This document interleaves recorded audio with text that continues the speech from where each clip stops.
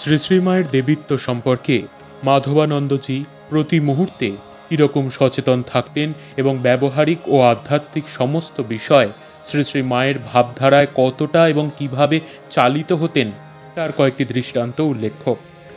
1. শ্রী শ্রী মায়ের একটি জীবনী গ্রন্থ প্রকাশিত হয়েছে। বইটির প্রচ্ছদে মায়ের একটি ছবি এঁকেছেন এক শিল্পী। এক সাধু দেখে বললেন, কী সব কাণ্ড, মায়ের ঠোঁটে খানিক লাল রং লাগিয়ে বসে আছে। মাধবানন্দজি তৎক্ষণাৎ বললেন, তাতে কি, মা দুর্গার ঠোঁটেও তো লাল রং দেওয়া হয়। 2. একটি লোক আবাল্য মঠে যায়, বয়সে তরুণ, কলেজের ছাত্র। একদিন প্রণাম করে জিজ্ঞাসা করলেন মাধবানন্দজিকে, মহারাজ, শাস্ত্রে বলা হয়েছে যে তৈল ধারাবৎ অবিচ্ছিন্নভাবে ঈশ্বর চিন্তা করতে হবে, কিন্তু তা হবে কেমন করে? অন্য কাজকর্ম তো আছে। প্রথমে মাধবানন্দজি কিছু বললেন না। কিছুক্ষণ পরে টেবিলে রাখা একটা কাগজ তুলে নিলেন, একটা ফর্ম বা আবেদনপত্র।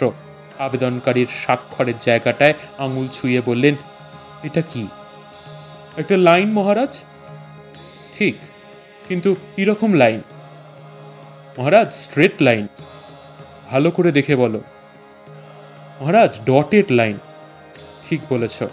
তা দেখো, ডটেড লাইন হলেও it has all the effect of a straight line, নয় কি?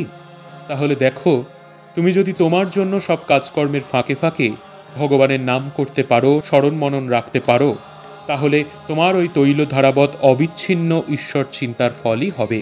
মা কি বলতেন জানো? বাবা, আমরা তো মেয়ে মানুষ, সংসারের কাজ তো ছাড়া যাবে না। এই জল দিয়ে ভাতের হাঁড়িটি চাপালাম, চাল ফুটতে লাগলো, সেই ফাঁকে একটু জব সেরে নিলাম।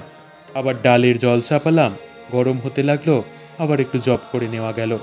একটু পরে ডাল ছেড়ে আবার জব, এই রকম আর কি বাবা। 3. তাঁর শেষ রোগশয্যায় মায়ের এই ছেলে মাঝে মাঝে প্রাণ ভরে উচ্চারণ করতেন, মা মা।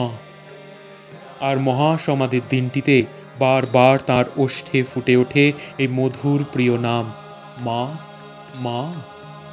তাঁর শেষ কণ্ঠস্বরে এই নাম ঘোষণা করে মায়ের ছেলে মায়ের কোলে চিরদিনের মতো ঘুমিয়ে পড়েন।